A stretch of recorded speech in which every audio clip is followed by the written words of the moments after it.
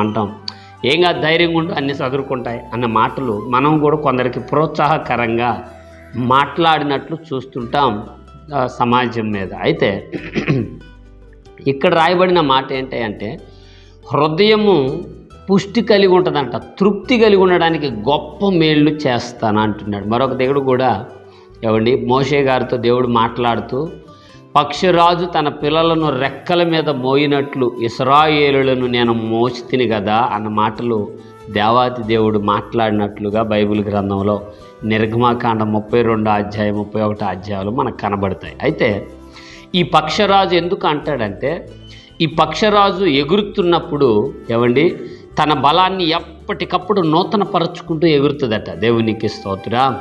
అలాగునే క్రీస్తు అనుసరించి, క్రీస్తును వెంబడించు, క్రీస్తు నామములో నడిపించబడుతున్న నీకు కూడా పిల్లరా, నీ శరీరం అంతా